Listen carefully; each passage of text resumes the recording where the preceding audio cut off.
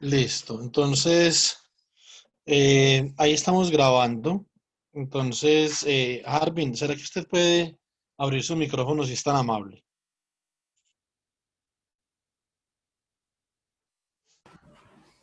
Hola, buenas tardes a todos.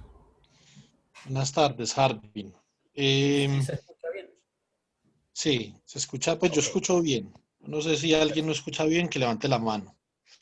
Eh, digamos que, como para comenzar, ¿por qué no nos cuenta así brevemente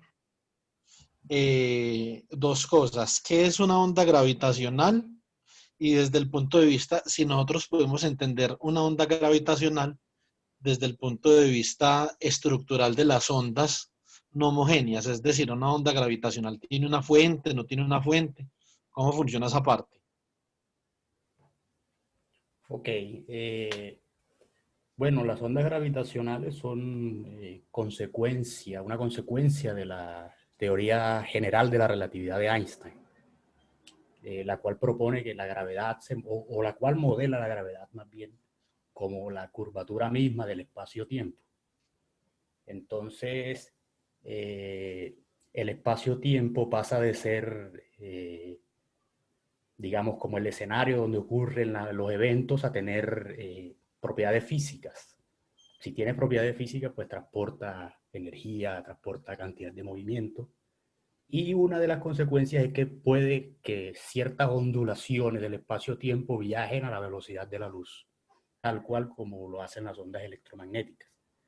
Las fuentes de esos campos gravitacionales eh, están asociados a variaciones en el tiempo de las distribuciones de masa.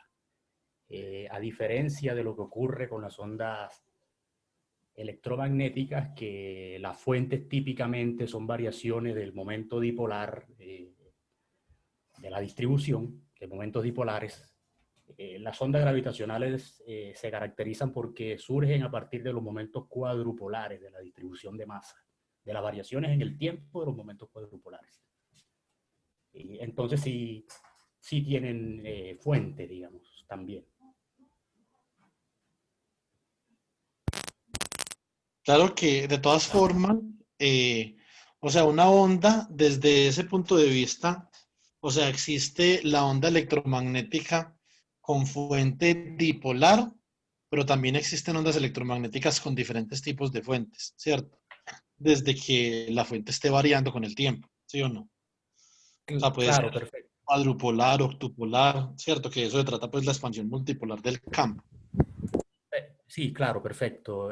Quizás se entendió mal. Es la primera contribución, la dominante, digamos. Ah, ok. O sea, o sea, la gravedad no tiene radiación dipolar, empieza en cuadrupolar, la gravedad. Ok.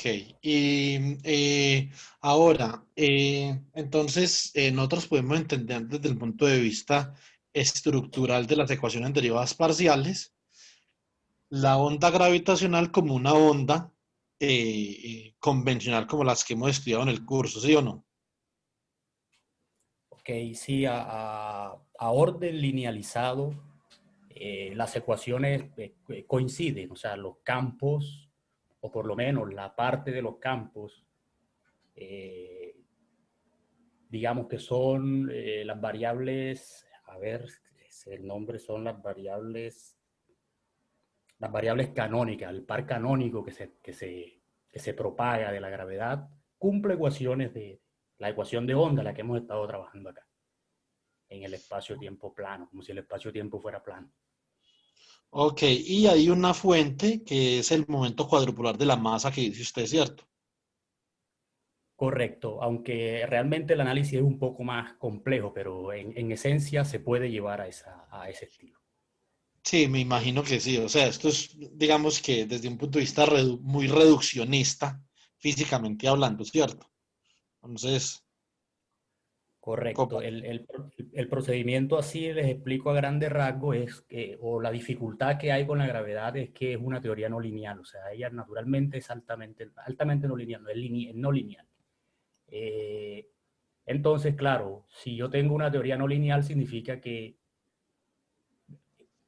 mejor dicho, en términos de gravedad, todo lo que tenga energía sirve como fuente de campo gravitacional.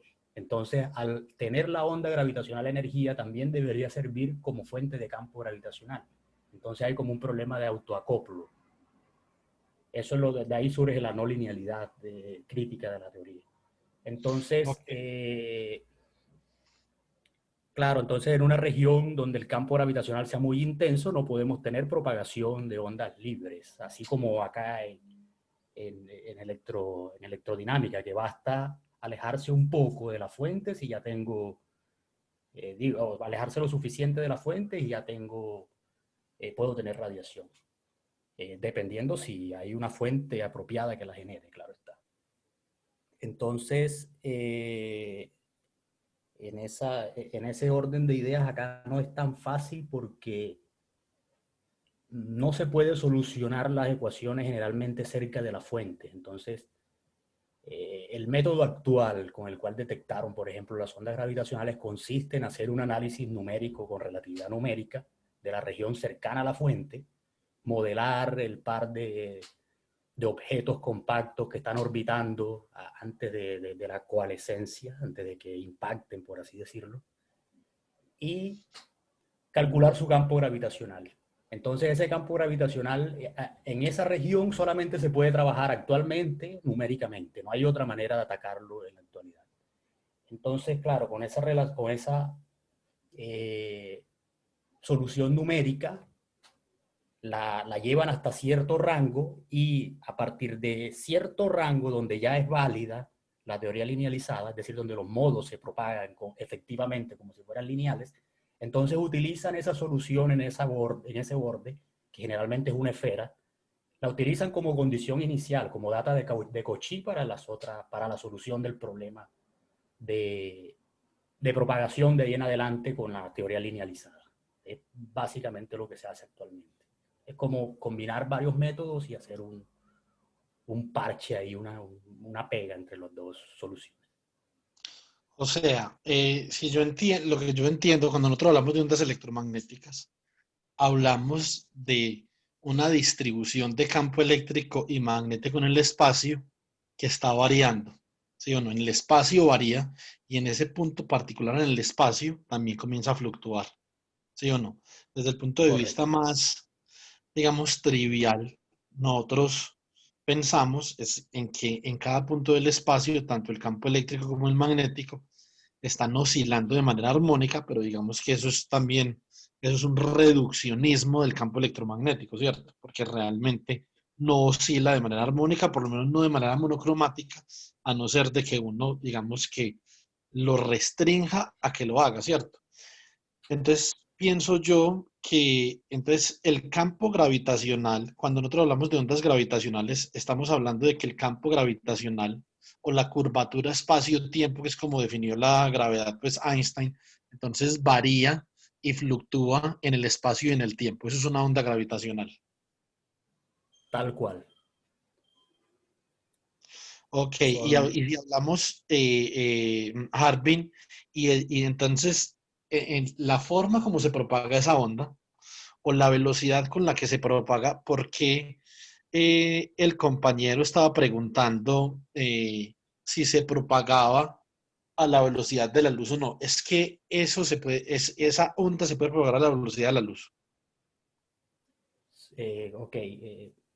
Sí, las ondas gravitacionales, las últimas no, de hecho es la única medición que hay que se hizo de la velocidad de las ondas gravitacionales, fue un evento donde eh, se fusionaron o una coalescencia de dos estrellas de neutrones. Las otras detecciones de ondas gravitacionales, incluyendo las primeras, o todas, incluso la primera, fue la coalescencia de dos agujeros negros. Claro, si son dos agujeros negros, esos no emiten ningún tipo de radiación a la hora de hacer la coalescencia, a excepción de cierto chorro de partículas que salen, pero no son en general detectables.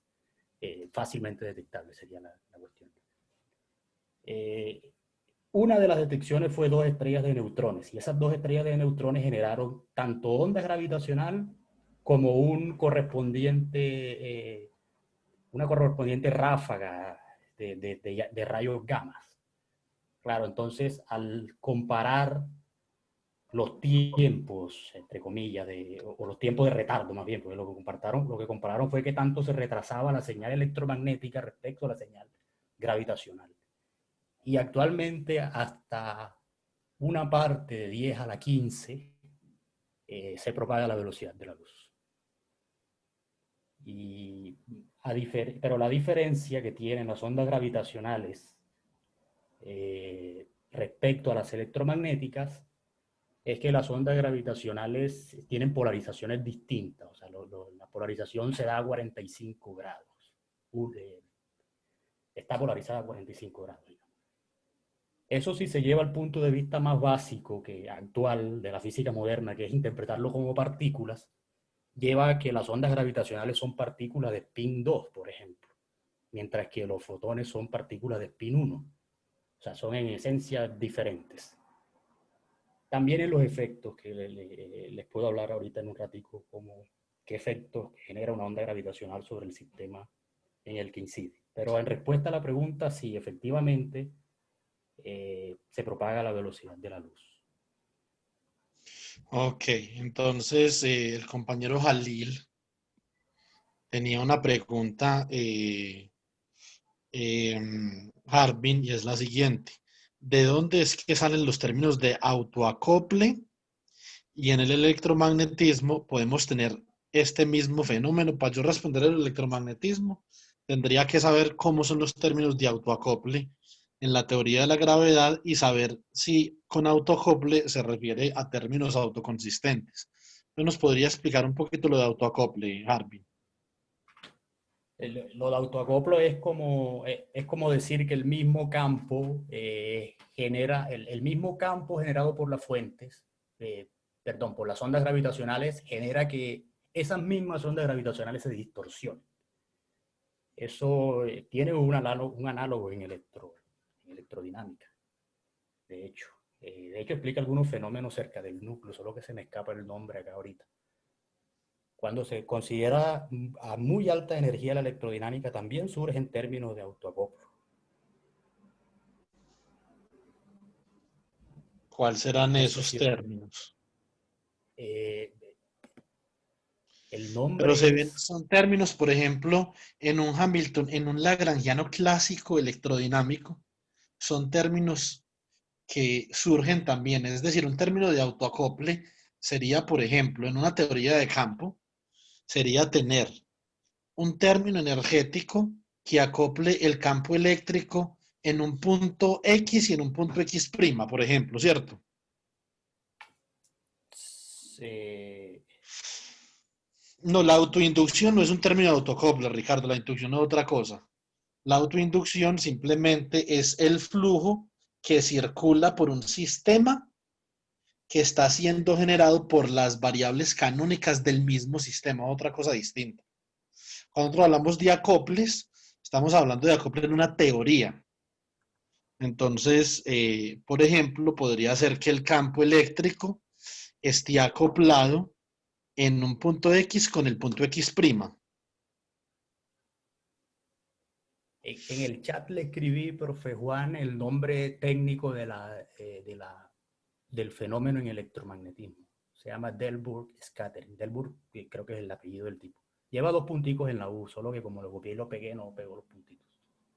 Ok, entonces eso Ese sí lo había esto es escuchado. interesante como para investigar, porque yo la verdad no he escuchado de esto. No sé si alguien ha escuchado de esto, yo no he escuchado jamás de esto. Entonces, del Brook Scattering. Sí, en Wikipedia creo que miré hace unos días que como que explicaba algunas cosas que pasan cerca del núcleo, o sea, no física nuclear, pero explica cierto comportamiento cerca del núcleo, o sea, que de hecho explica cosas que Pero esto es suceden, desde ¿no? el punto de vista clásico. Tengo entendido que sí, no sé si me equivoco en lo que le digo, pero tengo A entendido ver, que sí. Bueno, es que la electrodinámica como tal, la electrodinámica clásica como tal, tiene el problema cuando se consideran distancias muy cortas, tiene problemas de autoconsistencia. Yo creo que exactamente, o sea, a eso es a lo que fenómenos yo parecidos a... iba.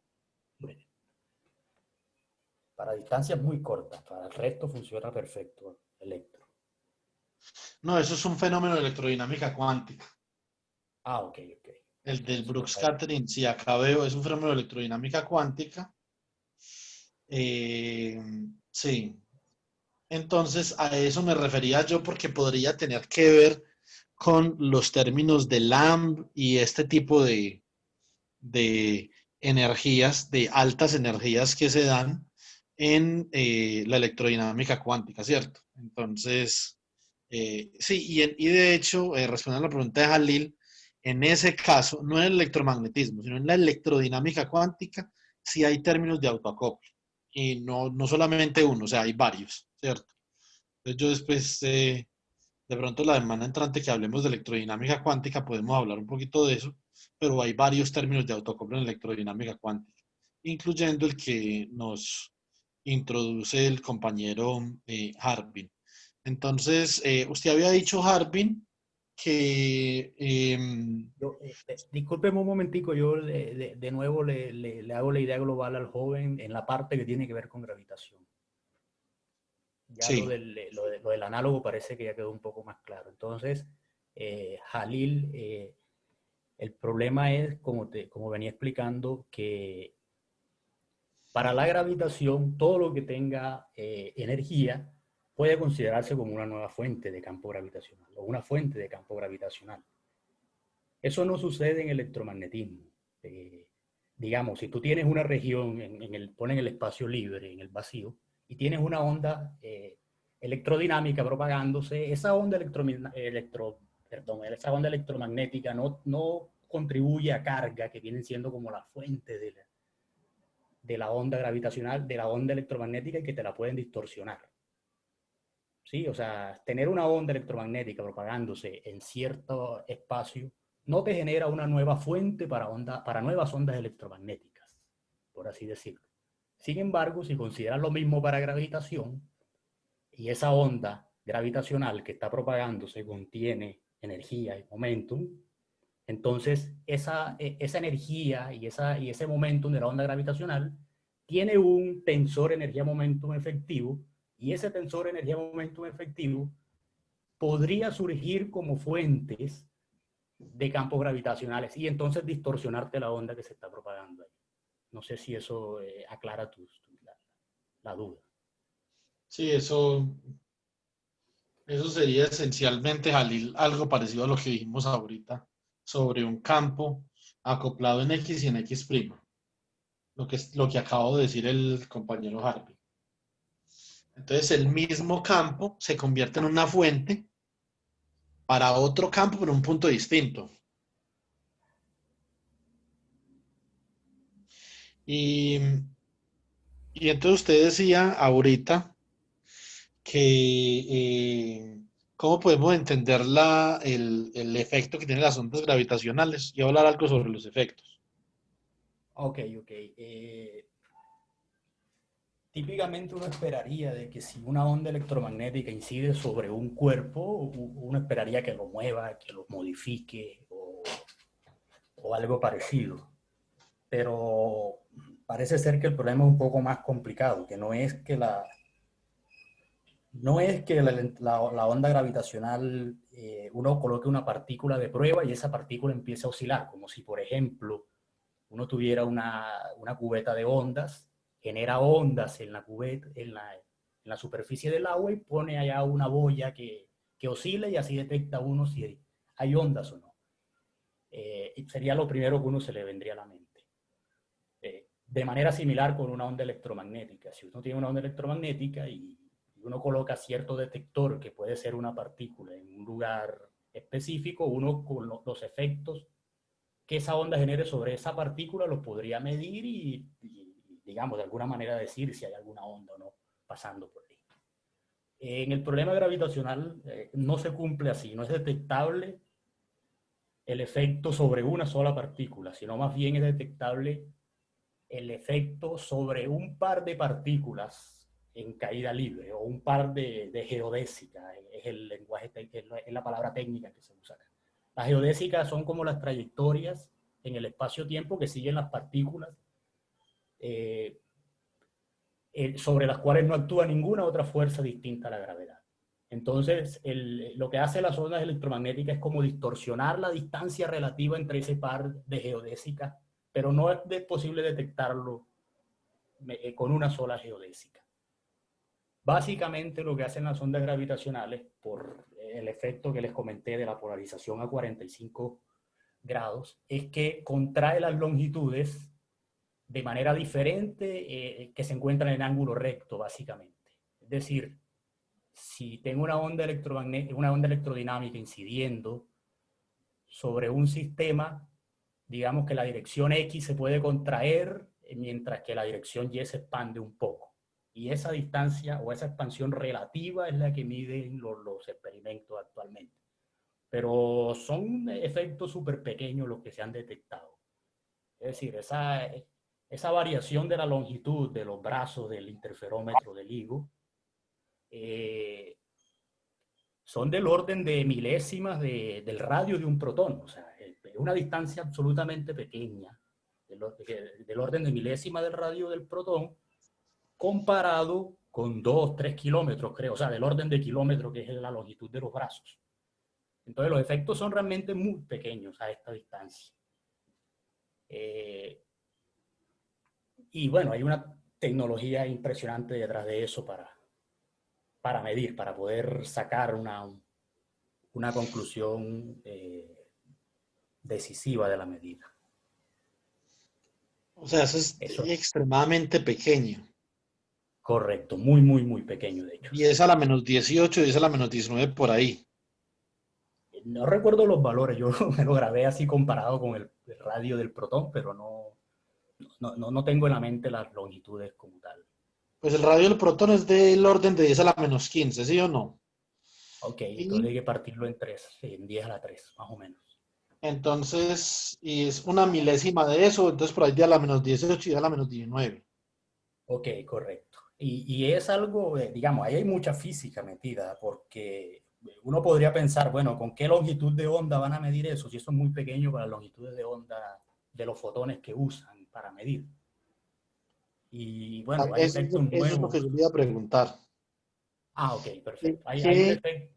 qué tiene una longitud de onda que pueda interactuar con ese tipo de desplazamientos? Ok, perfecto. La respuesta es que lo que se usa no tiene esas longitudes de onda. Tiene longitudes de onda más largas y es sorprendente cómo pueden medirlo.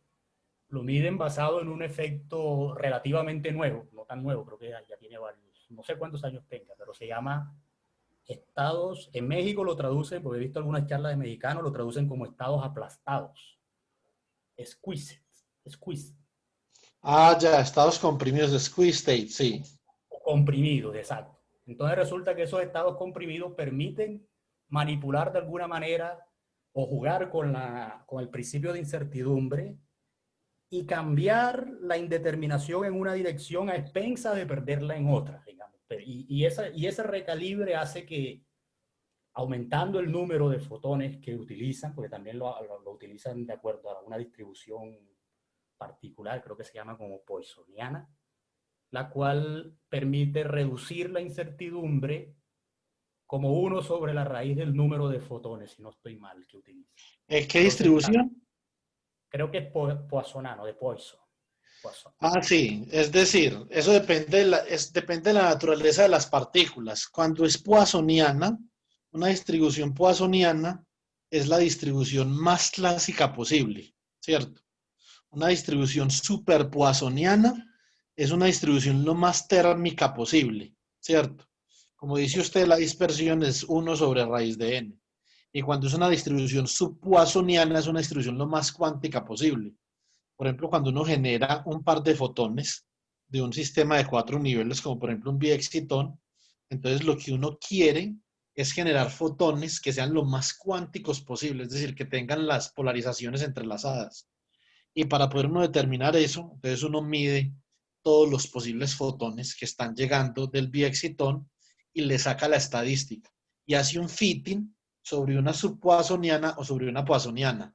Si da poissoniana, entonces los fotones no están entrelazados en polarización. Y si da subpoissoniana, sí lo están. Es para medir qué tan cuántico es algo. Entonces, Ok. si, como usted dice, es una distribución poissoniana, entonces debe ser que esas partículas son la distribución más clásica posible. Ok, ok. El hecho es, yo no me manejo mucho en la parte experimental asociada, lo mío es teórico, digamos, y en la parte de gravitación, no en la detección, pero lo comento porque me parece bastante interesante y una pregunta muy que hay que hacerse, así como se la hizo el profesor. O sea, si mide una longitud de onda tan corta, ¿cómo hago? Entonces, en síntesis, es eso, utilizar los estados comprimidos o aplastados, que le llaman en alguna parte. Y entonces como que no fijarse en cuánto interfiere una longitud de onda con la otra, sino como que el paquete completo eh, mide la interferencia del rayo que viajó por los dos haces y luego hacen que incidan sobre el mismo punto nuevamente.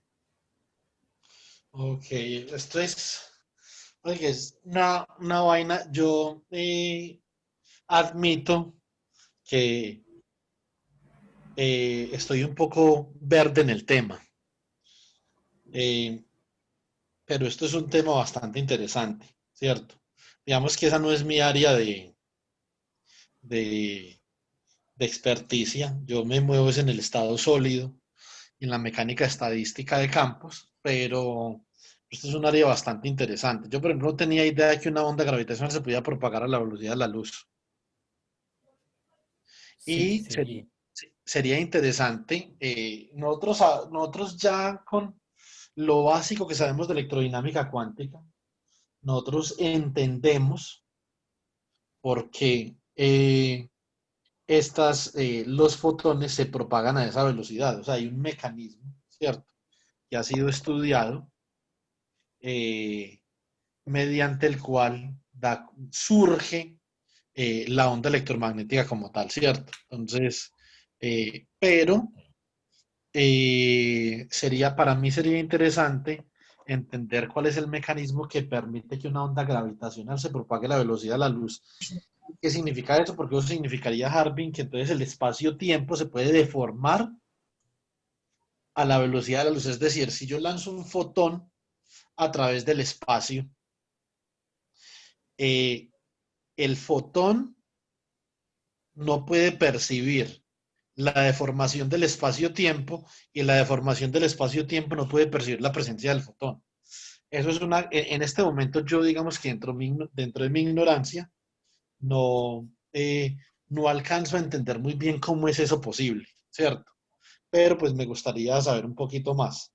Si de pronto tiene por ahí una referencia al respecto que me pueda compartir, que tenga buenos modelos matemáticos, le agradecería como para yo pegar una estudiadita para ver si salgo de la ignorancia en el tema. Ok, ok. Hasta ese punto de vista no he conseguido ninguna referencia porque de hecho es un problema abierto. No hay una versión o una explicación tan profunda como la hace la electrodinámica cuántica, el electromagnetismo, porque sencillamente no hay una versión cuántica de la gravedad. O sea, yo, por ejemplo, yo trabajé de cerca con un grupo de gravedad cuántica cuando estuve en Japón. Todavía trabajo con ellos, pero no porque yo trabajo en gravedad cuántica, sino porque desde el punto de vista de la teoría del estado sólido, hay problemas que no tienen solución, como por ejemplo, digamos, el modelo de Hubbard para parámetros de interacción mayores o por lo menos 10 veces mayores que la escala característica de energía presente en el sistema, ¿cierto? Entonces, solo tiene solución para determinado espacio en el plano fase, ¿cierto? No para todo el espacio generalizado. Entonces, lo interesante es que hay teorías duales entre la gravedad cuántica y los gravitones con la materia condensada. Y por ejemplo, una teoría que es de acoplamiento débil en la gravedad cuántica puede ser una teoría fuerte, puede ser una teoría de acoplamiento fuerte en la materia condensada y por lo tanto, por la teoría de dualidad de campos cuánticos, yo puedo solucionar mi teoría de la materia condensada conociendo su representación dual de baja energía en la teoría de gravedad cuántica, ¿cierto?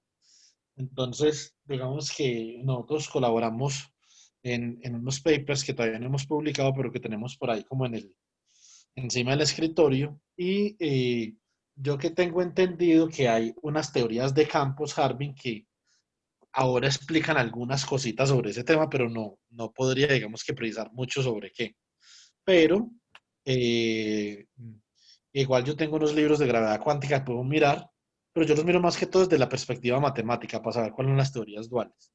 Pero si de pronto usted tiene por ahí un librito que pueda compartir al respecto, como para uno educarse en el tema de las ondas gravitacionales, eh, mm, por ejemplo, que pueda comenzar con las ecuaciones de campo de Einstein, eso sí lo conozco, Ah, o ok, como sí, partir sí, de claro. ahí, ¿cierto? Sí, O sea, partir de relatividad general, que es lo que pues todos los físicos conocen, ¿no? Yo no conozco ningún físico nada para relatividad general. Entonces, como partir de ahí eh, eh, y, y para uno comenzar a educarse en el tema. Si de claro, pronto tiene perfecto. tiempito como para que nos colabore ahí con unas referencias. Sí, yo lo busco en el transcurso de la semana y te lo comparto, se lo comparto. Bueno, doctor Respecto Harvey. a ¿Cómo? lo de respecto a lo de la dualidad, la conozco, pero para teorías, no para versiones cuánticas de la gravedad. O sea, no necesariamente gravedad cuántica, por lo menos hasta donde yo he escuchado. No sé si como esa, digamos, va avanzando tan rápidamente, a lo mejor ya encontraron análogos de alguna de las teorías o de alguna de las propuestas de teorías para la gravedad cuántica. Y, las propuestas de teoría de gravedad cuántica, en pocas palabras, aún no existe ninguna que ni siquiera sea autoconsistente matemáticamente. O sea, va más allá de hecho de que pueda predecir experimentalmente tal cosa, es decir, todavía no hay ninguna que muestre un buen comportamiento de la gravedad a nivel cuántico. Eso es un problema totalmente abierto actualmente. Sí, sí, Conozco, en eso con, estamos claros. Pero conozco la como yo no era correspondencia un de la que pi, ¿cómo, cómo? conozco la correspondencia, se llama ADS, la que yo conozco se llama ADS-CFT, es decir, un Exactamente. espacio Teoría de campos antidecider, conformes. Conformal field antidecider. theory. Uno soluciona un problema de gravedad en un espacio-tiempo antidecider, antidecider es que tiene curvatura espacial negativa, y entonces uno lo soluciona en un volumen y luego se va a la frontera de ese antidecider. Y parece ser que la frontera de ese antidecider describe un análogo o algo que se puede describir eh, dual a una teoría de campos conformes, a una CFT. Exactamente. Y digamos, es la punta, es una de las herramientas ahora que se utiliza mucho, precisamente para problemas que son prácticamente inabordables desde el punto de vista de la teoría de campos solamente. Sí, nosotros lo utilizamos para eso. O sea, yo no era un chico pues de los gravitones, ¿cierto? No, que yo tengo unas teorías de campo que yo formulé durante mi doctorado, a las que ni siquiera en el límite de termalización les conozco solución. Es decir, no puedo escribir un propagador que me permita evaluar el valor esperado o la evolución temporal del valor esperado de un operador en ese sistema, ¿cierto? Pero ellos tienen, digamos que, unas teorías duales que pueden funcionar, entonces yo por eso, digamos que me acerqué a ellos en ese sentido, ¿cierto? Entonces, Okay. y conocí las teorías de dualidad, pero yo pues de gravitación, así como usted lo describe, no sé mucho, ¿cierto? Hace más de otras cosas que no tienen que ver con la física que de la gravitación. Entonces, pero sí, pues le agradecería entonces, como le había dicho, las referencias para comenzar a educarnos en el tema, ¿cierto? No Vale, como vale. para cambiar de línea, pero sí como para conocer porque es importante, digamos que diversificar las ideas que uno tiene con respecto a la física, porque eso solamente enriquece la posibilidad de uno plantear y responder preguntas, ¿cierto? Entonces, Okay. Sí, bueno, ¿Cómo? digamos, me gustaría hablarles un poquito, siquiera 2 minutos, acerca de la pregunta que tenía el chico el otro día. Más que respuesta es a modo de comentario, porque no es como Sí. una respuesta como tal, acerca del hecho de que si la gravedad se viajaba también a la velocidad de la luz, si se podría explicar también, o por qué decir entonces en el tiempo que se descubrió de que la luz era electromagnetismo y no puede ser gravedad, por ejemplo, que también viaja a la misma velocidad. Desde mi perspectiva y en apoyo a lo que siempre comenta el profesor, es bueno saber digamos, el ambiente, la época histórica, el problema que se estaba abordando en el momento. En el momento de Maxwell, pues no se conocían las ondas gravitacionales, por ejemplo. De hecho, poco se sabía de la velocidad de la luz, solamente se sabía que era la velocidad con la que se propagaba la luz, básicamente. Y ese descubrimiento de Maxwell y luego verificado por Hertz abrió como la puerta de decir, bueno, es una cantidad tocable, están las ecuaciones de Maxwell, y eso dio pie a la teoría especial de la relatividad, a un nuevo grupo de invarianza, a la existencia de partículas con masa en reposo cero, y así. Entonces, la velocidad de la luz no es solamente la velocidad de la luz, como se pensaba en los tiempos de Maxwell. Luego se descubrió con el tiempo de que la velocidad de la luz realmente es una constante que hasta el momento se cree universal y que, o sea, es mucho más que simplemente la velocidad de la luz. O sea, el hecho de que las ondas gravitacionales se propaguen a la velocidad de la luz viene heredado del hecho de Maxwell, porque de la teoría electromagnética de Maxwell, luego la tomó Einstein y se dio cuenta de que, por ejemplo, las ecuaciones de Maxwell no eran invariantes ante las transformaciones de Galileo, y postuló entonces que las ecuaciones mecánicas, las equivalentes a las de Newton, debían ser invariantes ante las transformaciones que dejaban invariante la ecuación de onda y por lo tanto las ecuaciones de Maxwell. Entonces, y además postuló de que la velocidad de la luz sería una constante universal para tener consistencia en todo lo que decía. Entonces, claro, ese nuevo grupo de transformaciones es el grupo de transformaciones que se ha trabajado desde ese momento hacia acá, y se le ha exigido toda la física. En especial la teoría general de la relatividad, de donde vienen las ondas gravitacionales, es una generalización al grupo de transformaciones de Lorentz, que ya conservaba la velocidad de propagación de la luz como velocidad máxima de propagación. Entonces, más bien es una idea que viene anidada una delante de la otra. Quizás el hecho de que la velocidad de la luz sea el mismo valor de la constante de velocidad de la luz, perdón, que de las ondas gravitacionales sea el mismo de la luz, se descubrió gracias al grupo de transformaciones que se le está pidiendo y que fue inspirado por las ecuaciones de Maxwell en último. Es una muy buen comentario.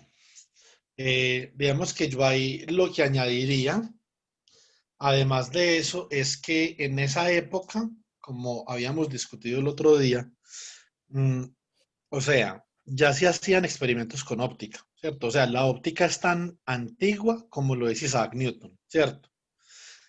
Entonces, habían muchos observables en óptica que ya se conocían. Y si bien había una teoría física de la óptica, entonces se podría también plantear una teoría electromagnética de la óptica. Y si la luz estaba compuesta por campos electromagnéticos, entonces esencialmente el campo electromagnético como ecuación de onda iba a poder reproducir, digamos que algunas de las leyes fundamentales de la óptica física que ya se conocían en ese tiempo. Entonces, esencialmente, cuando uno lee el segundo tratado de Maxwell, ¿cierto?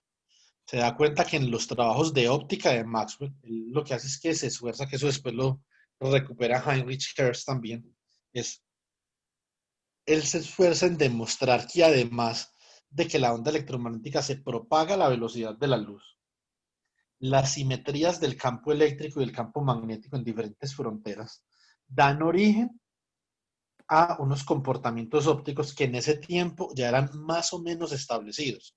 Es más, estaban tan establecidos que estamos hablando de 1880 y piola, ¿cierto? Y en 1898, después de que ya estaban completamente establecidos, en una conferencia, no recuerdo que si fue en Ulm, que es el lugar de nacimiento de Einstein, se creía en ese tiempo que ya no se, es decir, que ya el conocimiento sobre la física estaba completo. Y ahí en ese momento fue cuando el experimento de la radiación de cuerpo negro, digamos que abrió una puerta para que se siguiera haciendo física. Si las cosas hubieran seguido así, probablemente ni el pregrado en física existiría en este momento, ¿cierto? Entonces, en ese momento ya había, digamos que una completitud sobre la teoría óptica tan robusta que no era solamente asociar la velocidad de la luz con la onda electromagnética, o sea, era asociar un conjunto de fenómenos como la reflexión y la reflexión con la onda electromagnética.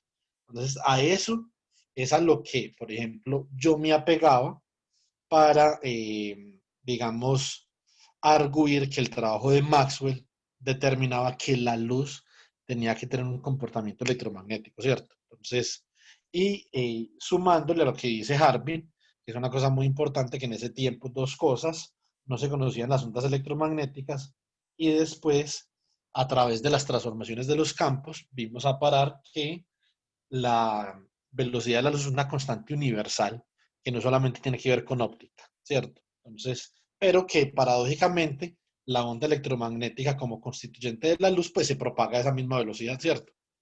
Entonces, eh, yo creo que esa es una muy buena explicación. De todas formas, pues la exposición de el compañero Harbin quedó aquí para que ustedes la puedan repasar. Harbin, una última pregunta. Usted está haciendo su doctorado, ¿cierto? Sí, en física matemática. ¿Y cuál es su pregunta de investigación o sus preguntas de investigación? Ok, básicamente, bueno, surge como la teoría de la relatividad de Einstein es no lineal. Las primeras explicaciones de ondas gravitacionales la hicieron linealizando la teoría. Todo lo que se encuentra en los libros lo van a encontrar generalmente es que linealizan la teoría, pues es la forma más fácil. Y encuentran que las ondas gravitacionales se propagan a ese orden lineal, digamos. Pero esa linealización desprecia algunos términos que resultan ser importantes para la energía que transporta la onda como tal. En relatividad general se mostró ya que existe, o sea, se mostró formalmente, digamos, rigurosamente, de que siempre, aunque la teoría sea no lineal, siempre hay una región del espacio-tiempo dando unas propiedades apropiadas en la cual los términos importantes, los que se propagan como tal, los canónicos, que son invariantes de coordenadas, entre otras cosas, se propagan a la velocidad de la luz y cumplen la ecuación de ondas. Pero existe una especie de background, es decir, una curvatura de fondo, que no es la trivial, la que supone la teoría linealizada, la que la teoría linealizada paga pues, de entrada, cuando plantea el problema.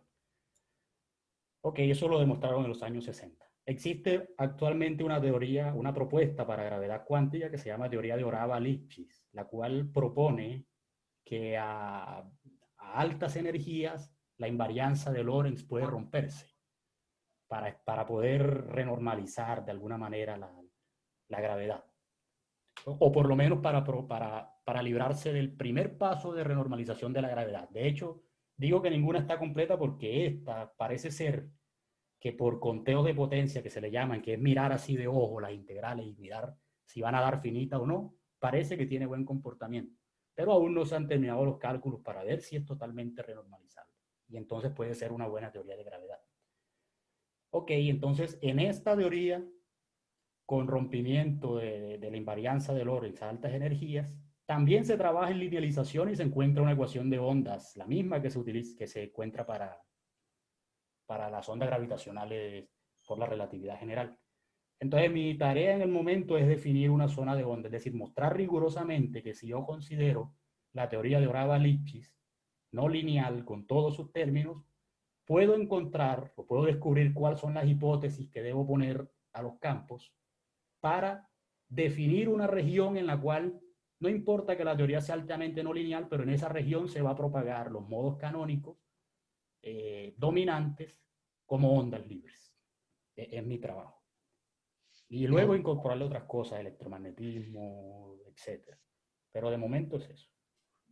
bueno, está muy interesante. Espero que podamos seguir en contacto para discutir algunas cositas. Ok, perfecto. Bueno, doctor Harvin, muchas gracias. Aún no, Eh, doctor. Muchas gracias a ustedes por escucharme. Les agradezco a los compañeros que participaron, que preguntaron. Creo Jalil, que como Jalil siempre. escribió algo, pero no sé si es pregunta, la respuesta es que sí. Pero a orden más bajo, generalmente en la linealización se desprecia esa contribución. Y de hecho es la crítica que se le hace a la linealización de la relatividad general. Él comenta o pregunta que si entonces la curvatura que se propaga contribuye a la energía al momento, al tensor energía-impulso, en el punto donde lo estoy evaluando, por donde pasa la onda, en general sí contribuye. Ahora, en la región que estamos proponiendo, que se llamaría como zona de ondas, en esa región el modo canónico que describe la onda no se ve afectado por esa contribución. Y en linealización se quita esa contribución hacia la mano. Ah, ya sí, porque yo había entendido lo de Jalil como una afirmación y me pareció una Exacto. afirmación válida, ¿cierto? Sí, sí, y está correcta, o sea, está bien. Ok, muchas gracias por escucharme, Bueno, a Robert. usted, Harvin.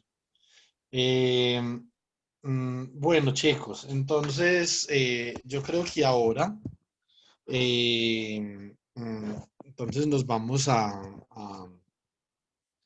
poner de acuerdo para lo que queda del curso. Entonces, esencialmente queda un ejercicio de la aplicación electrodinámica. Yo tenía varios, pero por cuestiones de tiempo, solo voy a hacer uno y entonces nos queda, además de eso, una presentación sobre la función de Green en mecánica cuántica, que esencialmente digamos que el objetivo del curso lo cumplimos ayer llegando a la función de Green retardada y avanzada. Eso es lo que yo quería con el curso, ¿cierto? Entonces, para esta parte, esencialmente tenemos estos temas. Entonces, la función de Green para el scattering cuántico, integrales de Feynman o de camino y la función de Green, el propagador por una partícula libre y la teoría de respuesta lineal de Q. Entonces, esperemos que esos cuatro temas los podamos cubrir mañana. Listo. Si alcanzamos a ver la fórmula de conductividad en el formalismo de Q, de lujo, porque eso es un ejemplo de funciones de Green en mecánica cuántica. Es el ejemplo más básico, no trivial, de la función de Green en mecánica cuántica. Como yo les expliqué, la función de Green para la ecuación de Schrödinger es digamos, a todos los efectos la función de Green para un problema clásico. Eso de cuántico no tiene absolutamente nada. Lo único que uno, digamos, que podría arguir sería que la función de onda tiene que cumplir con unas restricciones o con unas ligaduras, como dijeron ustedes, ¿cierto? Pero más que eso, no. Realmente, la función de Green, como nosotros la calculamos en mecánica cuántica, realmente arranca es aquí en las integrales de camino de Feynman, ¿cierto? Ahí es donde arranca. Y de ahí es que viene la noción que tenemos de función de Green en mecánica cuántica, ¿cierto? Entonces, y Schwinger, que es el responsable digamos, de todo este desastre, eh, parte de ese hecho, ¿cierto? Digamos que a Schwinger se le conoce como la persona que resucita el concepto de función de Green, porque el concepto de función de Green ya estaba más bien difuminado, digamos que en el campo de la física. Era algo que se daba por sentado, ¿cierto? Entonces, es como, por ejemplo, usted no dice, ah, no, yo voy a utilizar integrales para solucionar un problema, no. O sea, ya se sobreentiende que las integrales hacen parte de la solución de un problema. Como en ese tiempo se sobreentendía que simplemente las funciones de Green hacían parte de la solución de un problema. Ahora, en este caso, por ejemplo, en este caso, las funciones de Green no solamente hacen parte de la solución de un problema, sino que las funciones de Green son fundamentales o digamos que transportan información fundamental sobre el sistema físico en ausencia de la excitación, ¿cierto? La excitación no influye en esto para nada. Entonces, digamos que eso es lo que más o menos Schwinger llegó a comprender, digamos, en ese aspecto, ¿cierto? Entonces, pero por hoy, por el día de hoy, lo que vamos a hacer es esencialmente que vamos a dejar esto para el día de mañana y nos vamos a dedicar a hacer un ejemplo sobre el oscilador de Lorentz, ¿cierto? Entonces, el oscilador de Lorentz es, digamos, es,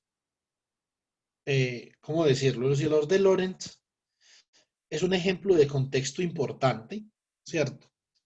Pero más que un ejemplo de contexto importante, el oscilador de Lorentz es el modelo más simple con el que nosotros podemos entender la polarización, ¿cierto? Entonces, o la interacción de un campo electromagnético con la materia. Naturalmente, en general, nosotros necesitamos electrodinámica cuántica, ¿cierto? Nosotros utilizamos electrodinámica cuántica, resolvemos el problema de Rabi, por ejemplo, las frecuencias de Rabi, utilizamos el Rotary Wave Approximation, la matriz densidad, después utilizamos el hamiltoniano de James Cummings, cuando ya hemos cuantizado el campo, ¿cierto? O sea, hay muchas cositas que pueden hacer, pero desde el punto de vista más básico, lo primero es el oscilador de Lorentz. Entonces, a eso nos vamos a dedicar en este momento, al oscilador de Lorentz. Vamos a comenzar definiendo el problema de la siguiente forma. No vamos a escribir la ecuación diferencial que caracteriza al oscilador de Lorentz, sino que vamos a ir de una a la susceptibilidad. Recuerden que una susceptibilidad es una función chi de omega de forma tal que la respuesta a un sistema, digamos, la respuesta a un sistema, llamémosla psi de en el tiempo, psi de t es igual a la integral entre menos infinito y más infinito de chi de, digamos, t menos t prima, ¿cierto? Por la excitación que puede ser, llamémosla f de t prima, de t prima, ¿cierto? Entonces, esencialmente, esto, lo que nosotros tenemos acá, es la forma más general de expresar la respuesta lineal, que es lo que vamos a hacer mañana con mecánica cuántica. Y en este caso, para el caso clásico del oscilador de Lorentz,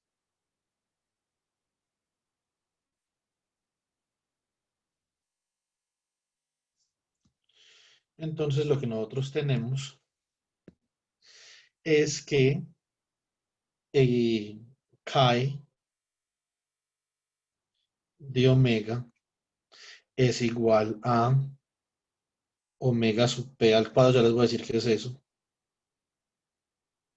sobre 4p por la suma desde j igual a 1 hasta n de f sub j sobre omega al cuadrado menos omega sub j al cuadrado, perdón, menos omega al cuadrado menos i omega gamma.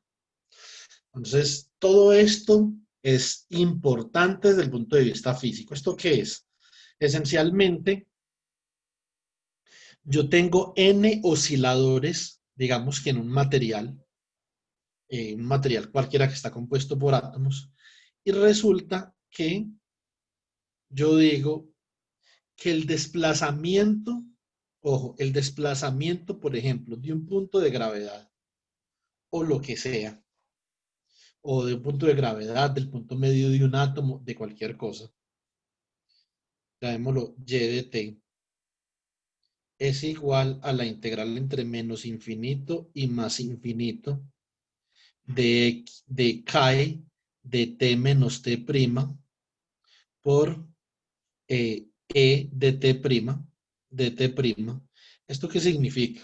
Que cuando yo aplico un campo eléctrico sobre la materia, esto es en el régimen lineal, esto es muy importante, es lineal.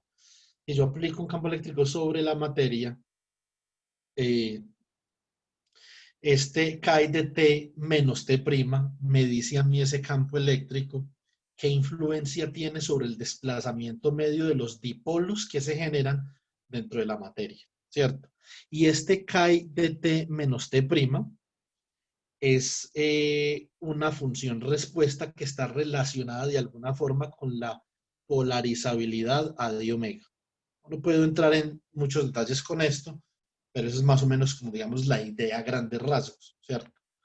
Y acá lo que nos dan es que nos dicen que el chi de omega de todo el sistema es la suma de los chi de omega para cada oscilador, donde la frecuencia natural de cada oscilador es omega sub j y la frecuencia del campo eléctrico con la que yo estoy excitando es omega, ¿cierto?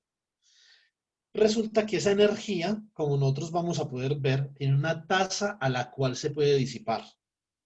Y es esta tasa omega. Entonces acá hay dos escalas importantes que nos está dictando este problema. Una escala nos está dictando cómo se consume la energía que está inyectando el campo eléctrico. ¿Cuál es la tasa a la cual esa energía se consume? De eso ya hemos hablado. Y la otra es cómo son las vibraciones del momento dipolar inducido por el campo eléctrico, ¿cierto? Y naturalmente hay una constante F sub J que nos determina la fuerza del oscilador, ¿cierto? Omega sub pi al cuadrado es una constante universal para este tipo de problemas. Simplemente veámoslo de esa forma. Si me voy a explicar omega sub pi al cuadrado, me quedo acá por ahí 2 días, porque eso es un tema bastante, digamos, enrevesado como para explicarlo en 10 minutos. ¿Listo? Bueno, eso tiene que ver con el problema de los plasmones, esencialmente. Entonces ahora lo que nosotros vamos a hacer es que vamos a definir chi de omega de la siguiente forma. Entonces, chi de omega es igual a omega sub p al cuadrado sobre 4pi por la suma desde j igual a 1 hasta n de f sub j sobre omega j al cuadrado menos omega cuadrado menos i omega gamma. Y esto es igual a omega sub p cuadrado sobre 4pi. Suma desde j igual a 1 hasta n de f sub j sobre p de omega. Eso significa que p de omega es igual a omega sub j cuadrado menos omega cuadrado menos i omega gamma. Y esto es igual a 0. ¿Por qué a 0? Queremos hallar los polos de esa susceptibilidad. Recuerden que las susceptibilidades son funciones de Green. Entonces acá lo que queremos hacer es decir, bueno, entonces esencialmente esto significa que omega cuadrado más i omega gamma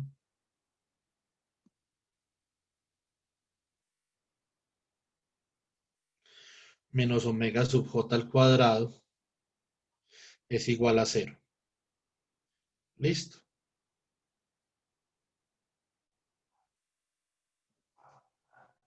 Entonces, digamos que tenemos ahí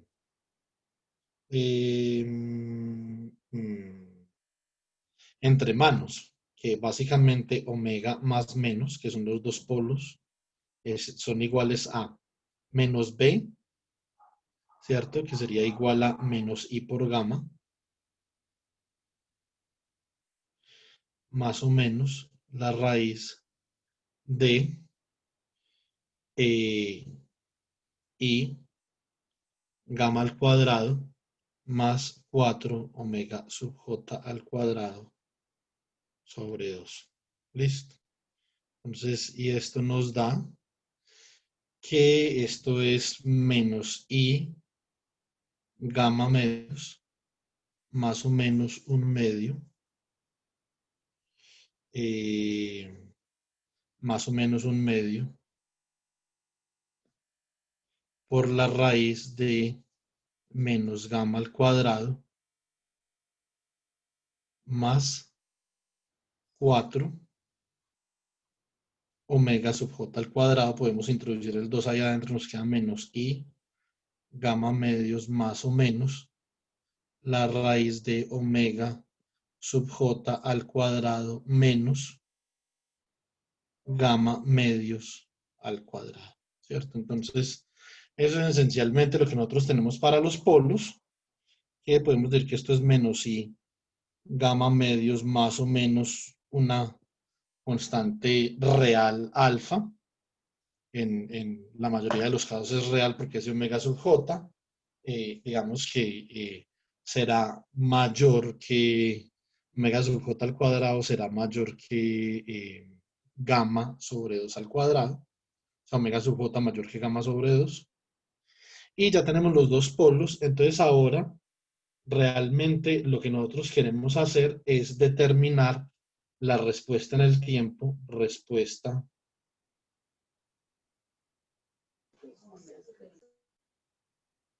temporal chi de tau. Bueno, entonces, así como eh, mm,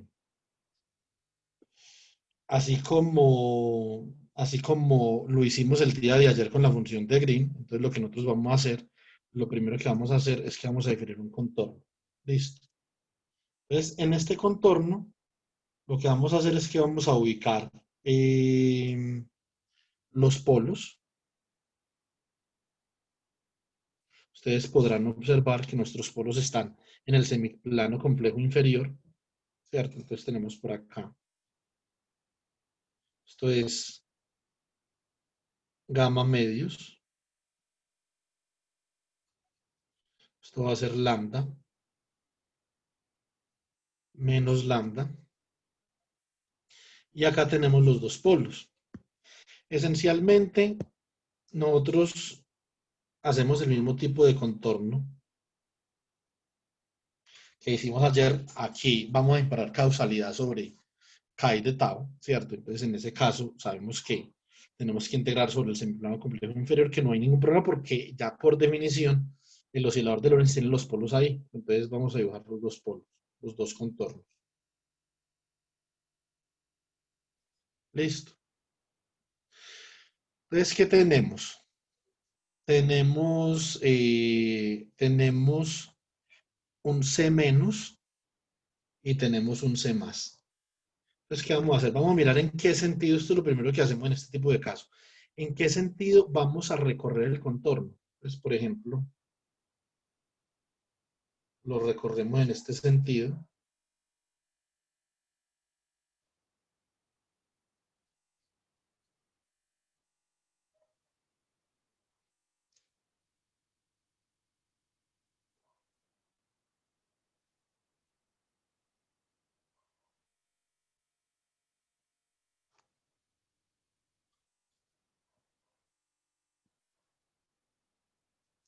Pero resulta que sabemos que la integral va de menos infinito a infinito. Acá como tenemos este contorno, como lo estamos recorriendo, la integral iría de más infinito a menos infinito. Eso no es lo que nosotros queremos. Lo que nosotros queremos es recorrerla desde menos infinito hasta más infinito. Es decir, recorrerla en este sentido. Que esto, si esto es en morado o púrpura,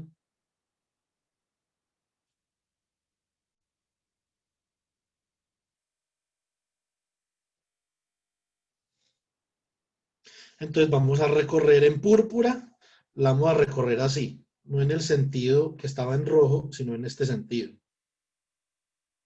¿Eso qué significa? Cuando yo diga que la voy a recorrer en púrpura, entonces digo que estoy recorriendo es menos, C menos, no C menos, sino menos C menos. Entonces eso es importante. Listo. Entonces ahora, ¿qué es lo que nosotros podemos hacer ahí? Lo que nosotros podemos hacer ahí es decir que chi de tau es igual a la integral sobre una trayectoria cerrada C menos de d omega sobre 2pi de chi de omega por e a la menos omega tau y omega tau. Ahí esencialmente, palabras más, palabras menos, lo que yo estoy diciendo es que estamos calculando una transformada inversa de Fourier, ¿cierto? Entonces, como la transformada inversa de Fourier, esencialmente, yo lo puedo reescribir así. Puedo decir que esto es menos la integral sobre el contorno menos e menos, porque aquí cambia de dirección el contorno. Recuerden que ayer les expliqué que también el signo puede invertir por esa razón. De omega sobre 2pi, chi de omega por e a la menos i omega tau. Entonces acá tenemos ya algo para calcular y esto simplemente es igual a ¿quién? Esto es igual a menos 2pi por i por la suma desde k igual a 1 hasta 2 porque son dos polos de los residuos de 1 sobre 2pi chi de omega por e a la menos i omega tau. Entonces, así es como vamos a evaluar esta integral, ¿cierto? Entonces, y esencialmente nosotros ya sabemos quiénes son los polos. Tenemos dos polos. Tenemos un polo que es omega más igual a lambda menos i gamma medios. Y tenemos otro polo que es omega menos igual a menos lambda menos i gamma medios. Son nuestros dos polos, ¿cierto? Entonces, esencialmente, si nosotros reescribimos nuestra función de susceptibilidad, nosotros podemos hacer esto. Chi de omega es igual a la suma sobre j siendo en el número de osciladores de omega sub p cuadrado sobre 4pi f sub j, que es la constante de fuerza del oscilador, dividido omega sub j cuadrado menos omega cuadrado menos i omega gamma. O esto es igual a la suma desde j igual a 1 hasta n de menos omega sub p cuadrado sobre 4pi por f sub j dividido, como cambiamos el signo, entonces esto es omega cuadrado más i gamma omega menos omega sub j al cuadrado. Entonces esa es la función que nosotros tenemos y podemos recordar que la definición de residuo, entonces definición de residuo esencialmente nos dice que el residuo de una función f de z es igual a, digamos en z igual a zj, es igual al límite cuando z tiende a zj de z menos zj a la p, donde p es la multiplicidad del polo, por f de z, ¿cierto? Utilizando esta definición, lo que podemos hacer es hallar los residuos de eso que tenemos ahí, pero esencialmente, eso que tenemos ahí, pero esencialmente para el polo omega más y el polo omega menos. Hagamos una simplificación acá. Este 2pi de acá lo vamos a cancelar con este 2pi. Entonces, en esencia, esto nos va a quedar menos i por la suma de los residuos de eso que tenemos ahí en paréntesis. Listo. Entonces, comenzamos. Entonces, esencialmente calculamos el residuo de chi de omega por e a la menos i omega tau para omega igual a omega más. ¿Esto cuánto da? Entonces, esto nos da la suma sobre j, que esencialmente lo único que depende ahí de j, digamos lo que hay adentro, entonces podemos hacer este procedimiento para cada oscilador, ¿cierto? Entonces usted puede decir que omega sub más de j, entonces podemos hacer, por el teorema de superposición, podemos calcular un residuo para cada oscilador. Entonces simplemente para cada caso multiplicamos la función de susceptibilidad por omega menos omega más. Entonces, en este caso, esto es omega menos omega más, que multiplica a menos omega sub p cuadrado sobre 4pi por f sub j dividido omega menos omega más por omega menos omega menos, ¿cierto? Entonces, esto se cancela con esto, ¿cierto? Y, bueno, esto es evaluado. Yo creo que esto nos quedó acá muy apeñuscado. Vamos a borrar para que no se vayan a confundir con esto, que esto es un ejemplo importante. Un ejemplo bastante importante. Esto sería igual acá. Hacemos igual a la suma sobre j de omega menos omega más, que multiplica a menos omega sub p al cuadrado sobre 4pi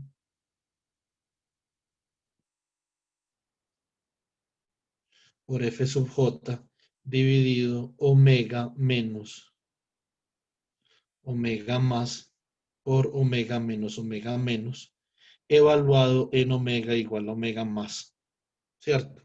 Entonces se cancela este paréntesis con este y nos queda, esto es la suma sobre j de menos omega sub p sobre 4pi por f sub j dividido omega más menos omega menos.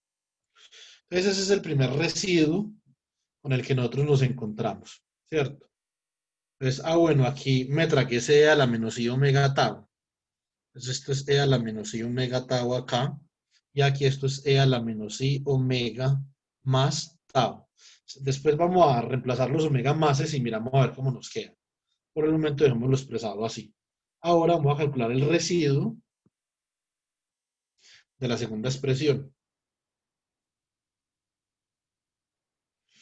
Entonces el residuo de chi de omega por e a la menos i omega tau en omega igual a omega menos. Esto es igual a la suma sobre j de omega menos, que multiplica a menos omega p al cuadrado sobre 4pi por f sub j por e a la menos i omega tau sobre omega menos omega más en omega igual a omega menos. Se cancelan estos dos y esto nos queda como la suma sobre j de menos omega p cuadrado sobre 4pi por f sub j por e a la menos i omega menos tau sobre omega menos omega más. Entonces ya tenemos el segundo residuo, ¿cierto? Entonces a ese segundo residuo lo que vamos a hacer es que simplemente vamos a sumar los dos residuos que tenemos en este momento, ¿cierto? Entonces, y así ya vamos a comenzar a componer una expresión para esa integral. Como ahorita en el residuo anterior teníamos omega más menos omega menos, acá podemos expresar esto igual a la suma sobre j de menos omega sub p cuadrado sobre 4pi por f sub j por e a la menos i omega menos tau, con un menos aquí afuera, pero dividido sobre omega más menos omega menos. Listo.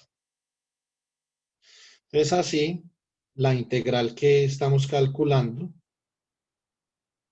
o más bien, chi de tau, que es igual a menos la integral sobre menos e menos de omega sobre 2pi, de chi de omega por a la i omega tau, es igual a menos i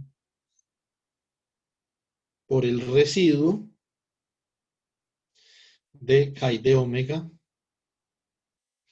e a la menos i omega tau en omega igual a omega más el residuo de chi de omega E a la menos I omega tau en omega igual a omega menos, ¿cierto?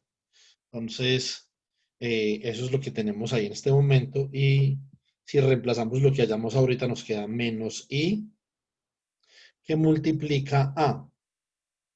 Tenemos la suma sobre J de menos omega sub p cuadrado sobre 4pi f sub j e a la menos I omega más tau sobre omega más menos omega menos, ¿cierto?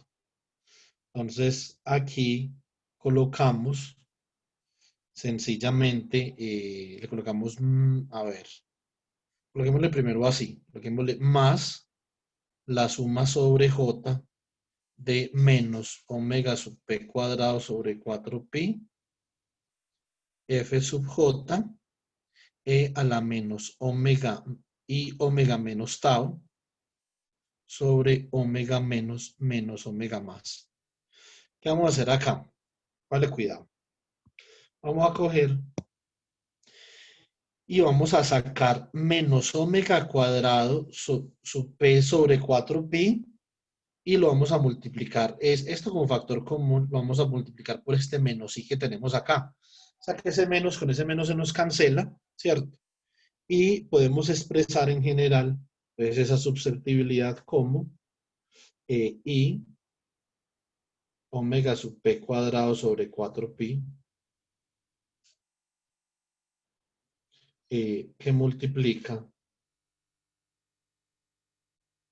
a la suma sobre j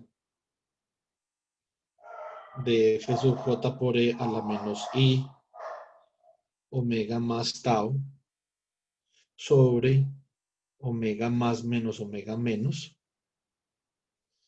más la suma sobre j de f sub j por e a la menos i omega menos tau sobre omega menos menos omega más. Acá ya vamos llegando como una forma cerrada de esto y ya vamos a ir llegando a nuestra expresión en el tiempo, que es lo que queremos. Listo. Ahorita sí invertimos los signos de estos dos. Listo. Entonces, esto es i omega sub p cuadrado sobre 4pi suma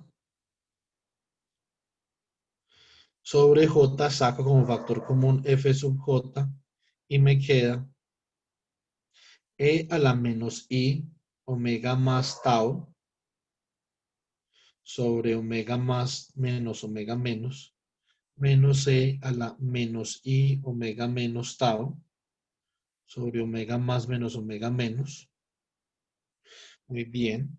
Entonces, ahora esto nos quedaría como i por omega sub p cuadrado sobre 4pi suma sobre j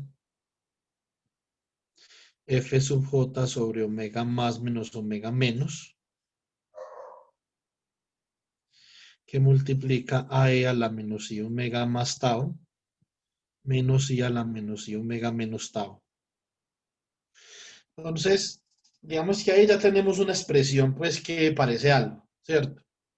Entonces, si esto es igual a chi de tau, es decir, la susceptibilidad en el tiempo, o sea, la función de Green en el dominio temporal para ese oscilador de Lorentz o para la suma de esos osciladores de Lorentz en ese sistema, ¿cierto? Entonces, realmente, ¿qué es lo que nosotros queremos ver acá? ¿Cómo se comporta esto en términos de gamma y en términos de omega sub j? Entonces vamos a reemplazar los polos. Entonces esos polos, por ejemplo, sabemos que omega más es igual a lambda menos i gamma medios. Sabemos que omega menos es igual a menos gamma menos i, perdón, menos lambda menos i gamma medios. Y sabemos que la diferencia de esos dos omega más menos omega menos, estos dos se cancelan y esto queda igual a 2 por, eh, esencialmente 2 por lambda, ¿cierto? Entonces, y lambda, eh, digamos que esencialmente va a depender o lambda va a jugar el papel de una frecuencia de amortiguamiento. Es decir, en el caso de que el amortiguamiento del sistema sea cero, ese lambda va a ser exactamente igual a la frecuencia natural de cada oscilador de Lorentz, ¿cierto? Pero como hay un amortiguamiento, entonces esa frecuencia se va a reducir restándole un factor de gamma medios al cuadrado y sacando la raíz de eso, ¿cierto? Esa es nuestra frecuencia amortiguada, esa lambda. Y naturalmente, nosotros vamos a tener el factor de gamma medios, que no es una frecuencia amortiguada, sino que es un factor de amortiguamiento que nos dicta la tasa a la que se está disipando la energía que inyecta el campo electromagnético debido al movimiento de los osciladores, ¿cierto? Entonces, omega más igual a lambda menos i gamma medios, omega menos igual a menos lambda menos i gamma medios. Y chi de tau igual a i omega sub p cuadrado sobre 4pi suma sobre j por f sub j que multiplica a e a la menos i omega más tau menos e a la menos i omega menos tau sobre omega más menos omega menos, que ya sabemos cuánto da. Entonces reemplazamos cada cosa. Entonces omega p cuadrado sobre 4pi suma sobre j f sub j. Esto es igual a e a la menos i omega más. ¿Cuánto es omega más? Entonces queda e a la menos i lambda tau, ¿cierto? Por menos i, entonces menos i por menos i es i al cuadrado, sigue siendo menos 1. Acá esto es e a la menos gamma medios por tau. Menos e a la i lambda tau por e a la menos gamma medios tau dividido sobre 2 lambda. ¿Listo? Entonces, eso esencialmente es lo que aquí nos atañe en este momento. Ahora, ¿qué vamos a hacer? Vamos a sacar como factor común gamma. Es una constante de amortiguamiento universal, es decir, no depende del oscilador. O sea que esa gamma la podemos sacar de ahí, ya sea fuera de la suma o no. Listo, entonces cuando nosotros sacamos eso nos queda esto menos esto, ¿cierto? Entonces, ¿qué vamos a hacer? Nos queda i omega sub p cuadrado sobre 4pi suma sobre j f sub j, ¿cierto? Y sobre j de e a la menos i lambda tau menos e a la i lambda tau sobre 2 lambda por e a la menos gamma medios tau. Entonces, la función de susceptibilidad o la función de Green en el dominio del tiempo, en este caso, lo que nos está diciendo es que la energía se disipa naturalmente a una tasa gamma medios y lo que tendríamos que saber nosotros es la tasa a la cual, digamos, se está suministrando energía a este sistema. Eso no lo sabemos porque eso no depende del sistema, eso depende de la excitación. Bueno, entonces esto aquí pareciera un seno, pero no es un seno. Tenemos la i acá. Para que sea un seno, tenemos que cambiar de signo y dividir esto por i. Entonces esta i la podemos bajar, so pena de cambiarle el signo. Entonces esto sería menos omega p cuadrado sobre 4pi, suma sobre j, f sub j de e a la i lambda tau menos e a la menos i lambda tau sobre 2i lambda por e a la menos gamma medios tau. Esto es igual a menos omega sub p sobre 4pi suma sobre j f sub j seno de lambda tau sobre lambda por e a la menos gamma medios tau. Entonces, esa es la función de Green en el tiempo de mi sistema. Y naturalmente esto para tau mayor que cero, ¿cierto? Es por el tema de causalidad. Entonces, bueno. Entonces, ahora, realmente como eso es, y esto es importante, como eso es para tau mayor que cero, entonces, chi de tau igual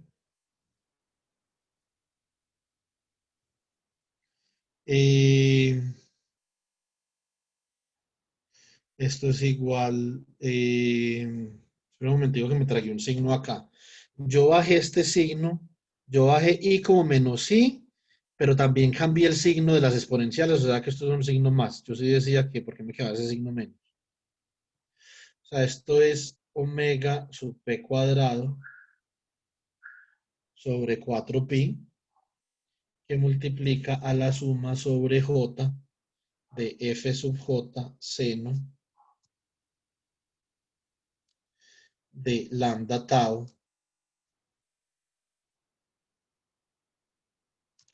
sobre lambda por e a la menos gamma medios tau para tau mayor que cero. La pregunta sería la siguiente. Si no quiero colocar para tau mayor que cero, ¿qué puedo hacer para escribir esto de manera compacta sin tau mayor que cero? Vamos a ver el chat que dice la gente.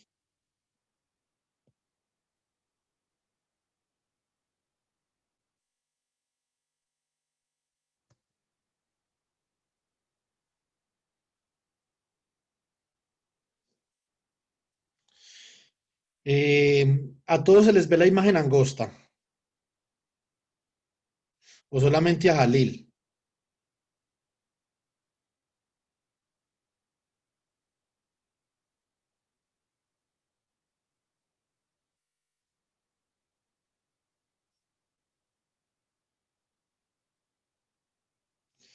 ¿A usted también, Jason? Pues a Cristian ve bien.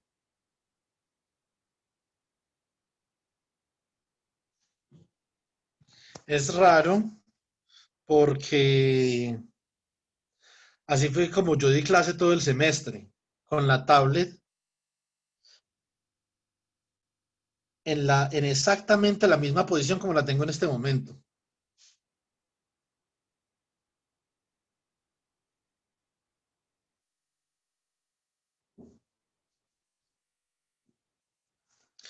Nicolás, hágame un favor. Eh, como nosotros veíamos clase, es como yo la tengo. Se ve diferente de cuando yo le estaba dando clase. Porque si es así, debe ser otro problema. Eh, a ver, que cuando veamos clases sí se ve diferente, profesor, como más angosto. Bueno, pues entonces eso es un problema serio, porque ya las clases comienzan la semana entrante. Entonces ahí sí no habría que hacer. Vamos a ensayar otra vez. Vamos a ver si es un problema de compartir pantalla o qué. Paremos compartir pantalla, volvamos a compartir pantalla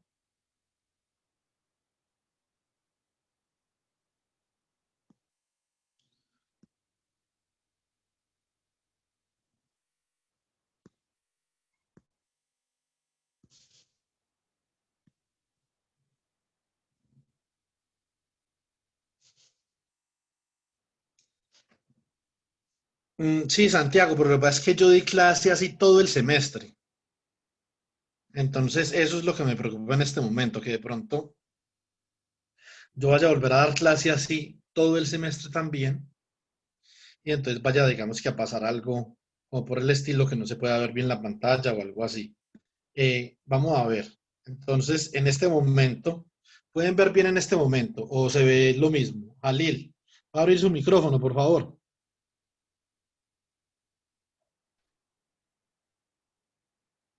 Sí, profe. Pues yo la veo bastante angosta. Ayer, de hecho, o sea, ayer estaba bien y de un momento a otro que usted salió y volvió a entrar fue que se puso angosta. No sé si fue, yo supuse que era porque se había volteado la tablet. No, porque por ejemplo, si yo volteo la tablet ahí, Jalil, se vería como así. Mm, ¿Ahí mejora o no? sí, creo que ahí mejoró. Nicolás, ¿puede abrir su micrófono, por favor, para que nos colabore? Pues a mí personalmente sí mejoró bastante. A mí personalmente, no sé los demás. Sí, mejoró, mejoró. Ya está normal.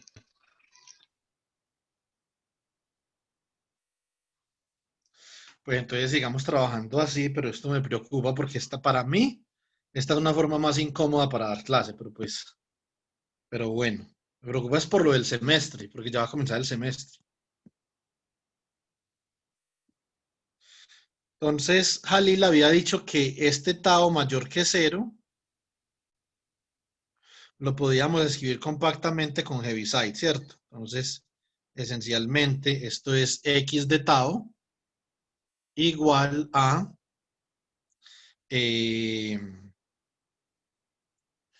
lo siguiente, igual a t de tau, que es la función escalón, o la función Heaviside, como decía Jalil, por omega p cuadrado sobre 4pi por la suma sobre j de f sub j seno de lambda tau sobre lambda por e a la menos gamma medios tau. Entonces, como yo les había explicado, una de las propiedades de las transformadas lineales es que el producto en el tiempo es convolución en la frecuencia. Y convolución en la y producto en la frecuencia es convolución en el tiempo. Eso significa que como acá tenemos un producto en el tiempo, en la frecuencia, como esto realmente es x de tau lo que tenemos acá, en la frecuencia esto sería chi de omega igual a 1/2pi que multiplica a teta de omega convolución con chi de omega. Esto lo que nosotros acabamos de hacer, lo acabamos de hacer para garantizar la causalidad. Colocar ese teta de tau ahí, ¿cierto? Para escribir eso de manera compacta. Es decir, esto se cumple para cualquier tau. Ya no solamente para tau mayor que cero, sino que esta va a ser una forma para cualquier tau. Entonces, lo que nosotros queremos saber esencialmente es si esto produce algún tipo de restricción sobre chi, ¿cierto? Esa es la pregunta importante en este momento. Entonces, para eso, lo primero que tenemos que hacer es saber quién es teta de omega. Y digamos, esto es un pelín engorroso, porque resulta que la transformada de Fourier o de la plata de teta de omega no converge. Entonces tenemos que hacer lo siguiente. Teta de omega es, por transformada de Fourier, la integral entre menos infinito y más infinito de teta de tau por e a la i omega tau por d tau. Y eso lo vamos a terminar escribiendo como el límite cuando epsilon tiende a cero por la integral entre menos infinito y más infinito de teta de tau por e a la i omega tau por E a la menos epsilon tau por d tau. Ese epsilon simplemente es un factor de convergencia, ¿cierto? Una cosa que se utiliza en variable compleja, y de ese epsilon es que se origina la transformación de continuación analítica. Es precisamente por este tipo de artimañas matemáticas que uno tiene que hacer para garantizar la convergencia, es que surge el concepto de continuación analítica. Realmente la continuación analítica es una consecuencia de esta vaina, ¿cierto? Que esto lo que se utiliza es para garantizar causalidad, multiplicar por una función escalón, ¿cierto? Entonces, esto de acá realmente es E a la I omega más I epsilon por tau. Por eso es que ustedes ven que omega se transforma en omega más I epsilon, precisamente por esto. Entonces así nosotros escribimos que teta de omega es igual a el límite cuando epsilon tiende a 0 de la integral entre menos infinito y más infinito de teta de tau por E a la I omega tau, perdón, I por omega más I epsilon por tau por d tau. Los que se van a quedar la semana entrante en la parte de funciones de Green para cuántica, vamos a ver cómo hacemos la construcción de la función de Green de Lyman retardada usando este mismo concepto. Ahí esto va a ser súper importante. Realmente esto se utiliza mucho, este tipo de digresiones. Como teta de tau solamente es 1 para tau mayor que 0 y para tau menor que 0 es 0, entonces escribimos límite cuando epsilon tiende a 0 de la integral entre 0 y más infinito de E a la I omega más I epsilon tau de tau.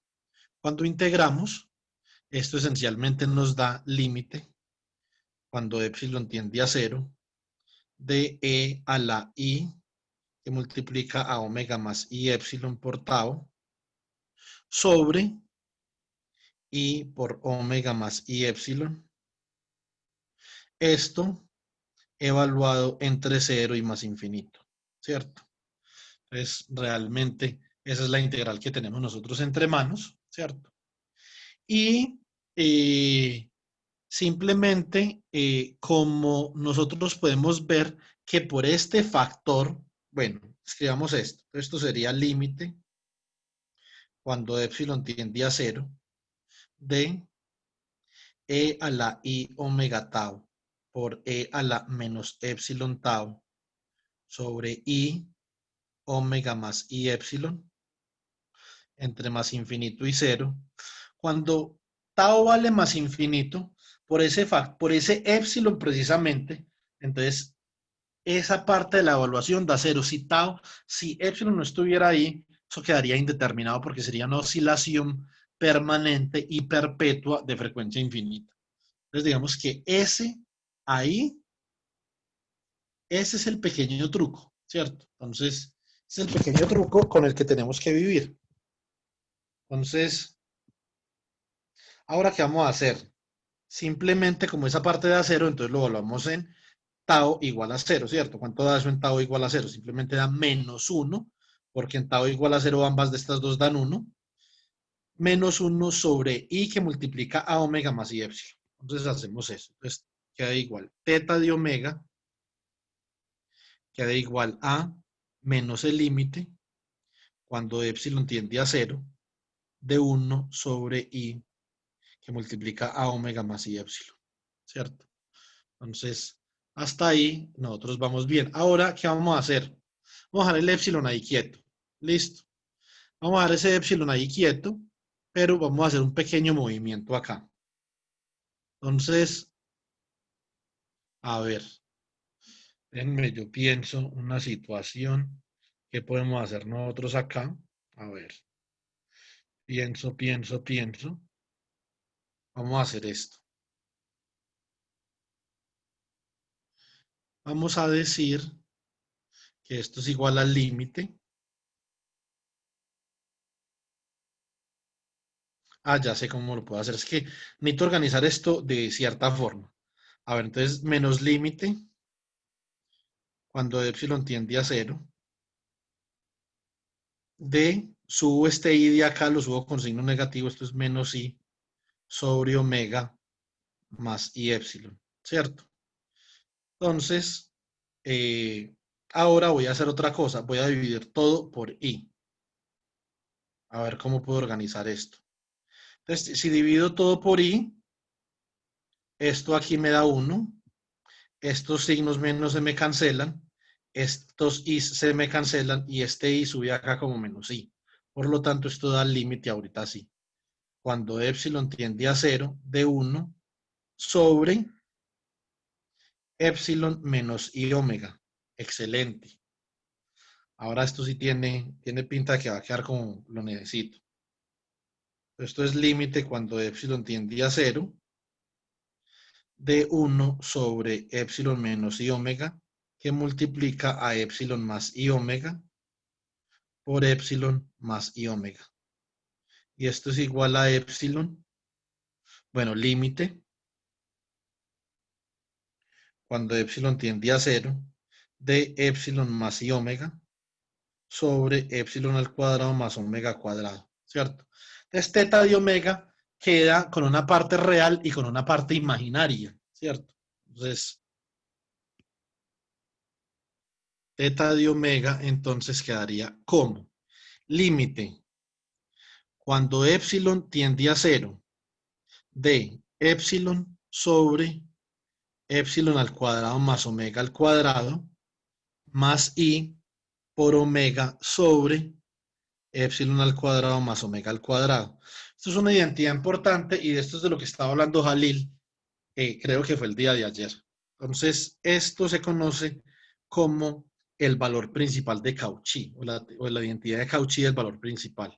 Entonces, por definición, el límite cuando epsilon tiende a 0 de epsilon sobre epsilon al cuadrado más omega al cuadrado es un pi por delta de omega.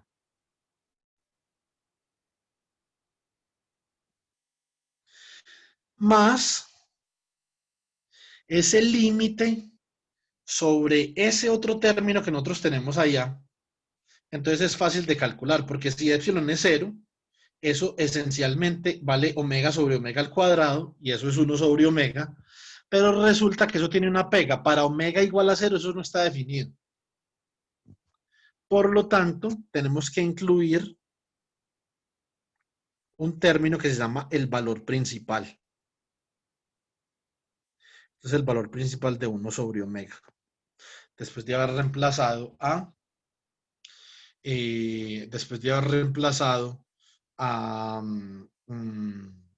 a epsilon por 0. Por lo tanto, la transformada de Fourier de teta de omega es sencillamente pi por delta de omega más i por el valor principal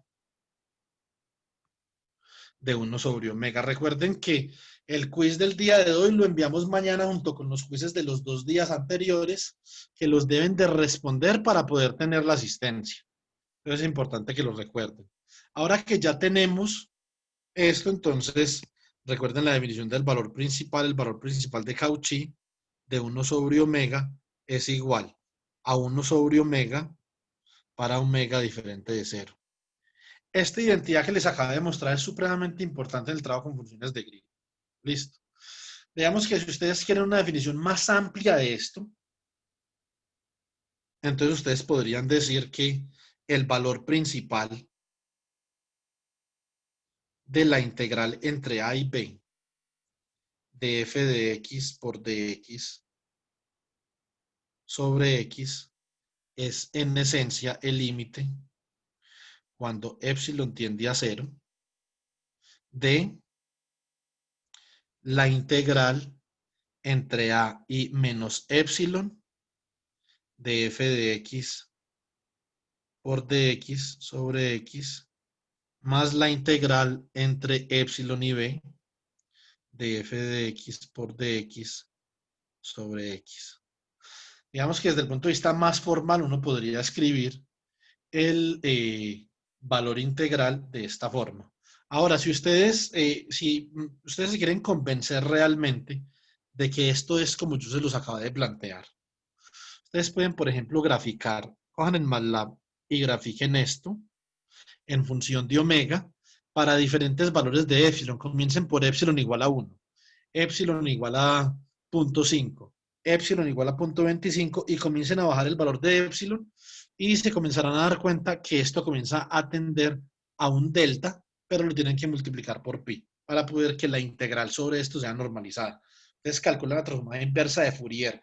De esto realmente no les, o si ustedes calculan la transformada de, si ustedes calculan la antitransformada de epsilon sobre epsilon al cuadrado más omega al cuadrado, realmente eso no les da un delta de t, ¿cierto? Entonces ese es el truco. Tienen que multiplicar ahí por pi para conservar unas unidades.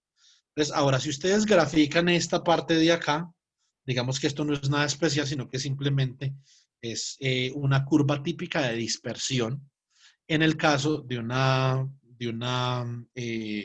curva que se ve mucho en series de Fourier, en funciones de Green que se llama la curva lorentziana. Eso lo veremos la próxima semana para los que se quedan acá. La curva lorentziana esencialmente representa la función de Green para una autoenergía cuando un sistema mecánico cuántico aislado se conecta con el medio ambiente. Y el ancho de esa curva representa la ganancia de energía cinética a medida que se va aumentando la entropía. Entonces, esto es una curva típica en ese tipo de problemas. Bueno,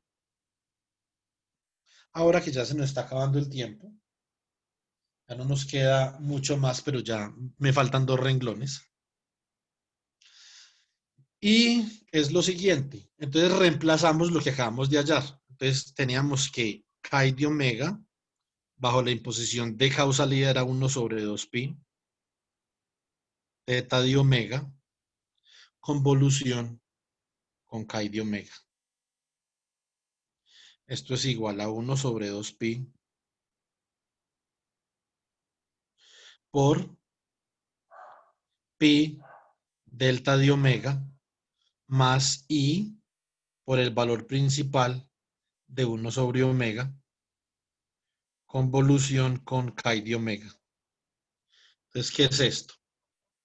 Esto nos va a dar, este pi con este pi se cancela, esto es 1/2 de delta de omega convolución con chi de omega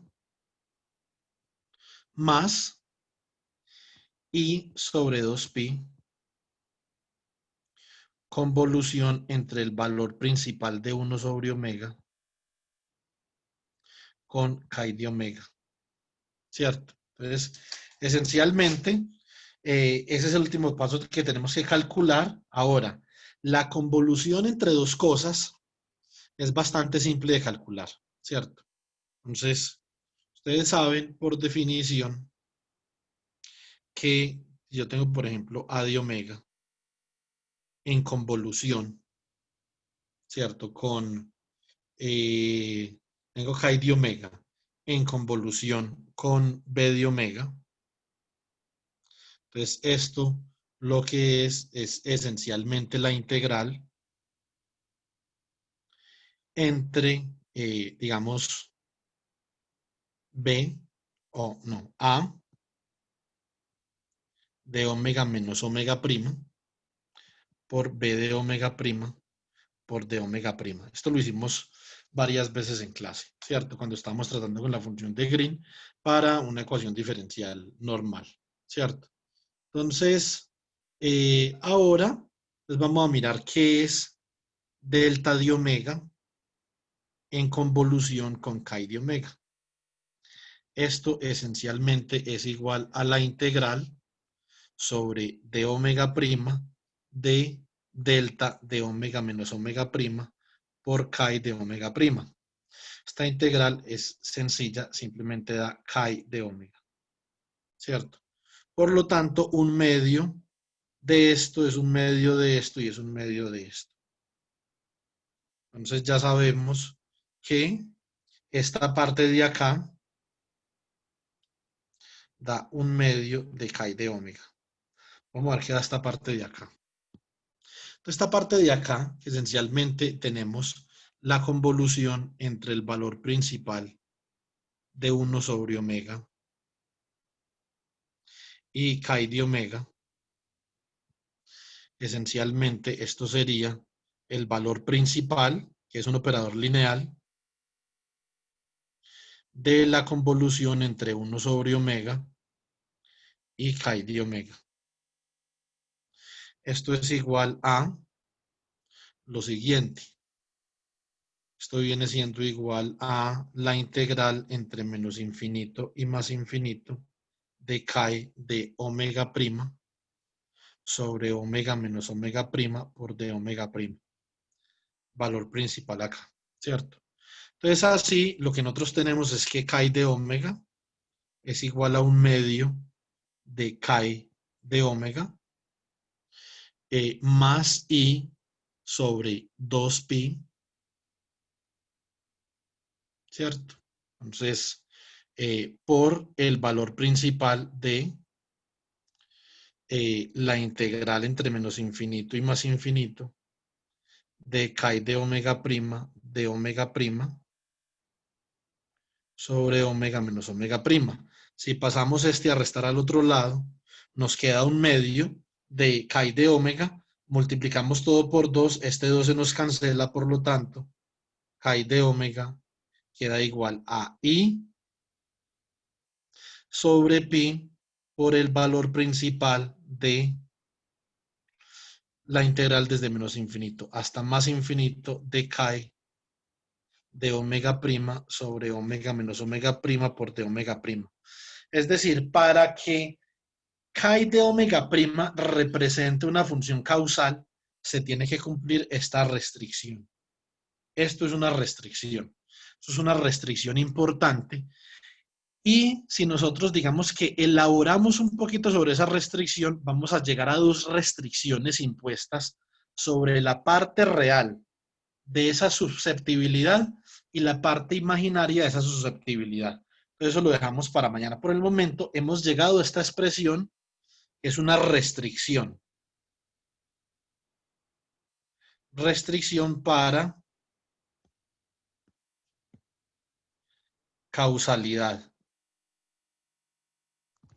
Entonces, esto lo puse como ejemplo en electrodinámica clásica, porque esto es un ejemplo muy importante, un ejemplo muy clásico, ¿cierto?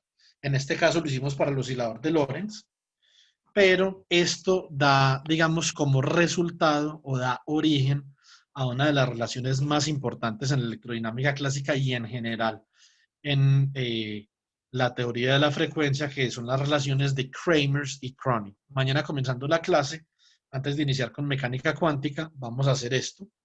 Esto es bastante importante y es de mucha utilidad. Yo sé que les va a ser muy útil en sus otras materias que tienen al respecto. No nos demoramos mucho con esto, la verdad. Nos demoramos para unos 10 minutos. De llegar acá a las relaciones de Kramers y Kronig, sino que no lo quiero hacer ya para no extender más la reunión. Y entonces mañana iniciamos con el tema de funciones de Green en mecánica cuántica. Entonces, les agradezco mucho la asistencia. Y